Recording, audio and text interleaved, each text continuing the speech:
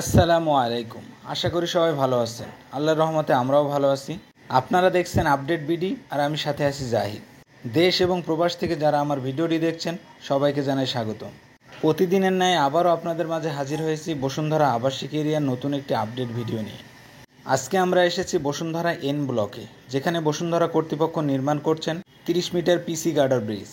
এই ব্রিজের কাজ কতটুকু অগ্রসর হয়েছে সেটাই আপনাদেরকে দেখানো এবং জানানোর চেষ্টা করব। এর আগে এই ব্রিজের বেশ কয়েকটি ভিডিও আমার চ্যানেলে আপলোড দিয়েছি। গতবার এসে যে কাজ দেখেছিলাম তার থেকে অনেকাংশে এগিয়ে গেছে এই ব্রিজের কাজ। বর্তমানে আপনারা দেখতে পাচ্ছেন এই ব্রিজের ডেক স্ল্যাবের কাস্টিং কাজ সম্পন্ন হয়েছে। বর্তমানে ব্রিজের গার্ডওয়াল এবং দুই পাশে ওয়াকওয়ের কাজ চলমান রয়েছে এবং ব্রিজের দুই প্রান্তে কিছু উইং ওয়াল এবং অ্যাপার্টমেন্ট ওয়ালের কাজ বাকি ছিল, সেগুলোর শাটারিংয়ের কাজ চলমান রয়েছে। খুব তাড়াতাড়ি এই উইং ওয়াল এবং অ্যাপার্টমেন্ট ওয়ালের কাস্টিং কাজ সম্পন্ন করানো হবে এবং একই সাথে আরও কাজ চালু রয়েছে ব্রিজের দুই প্রান্তে রিটেনিং ওয়ালের কাজ।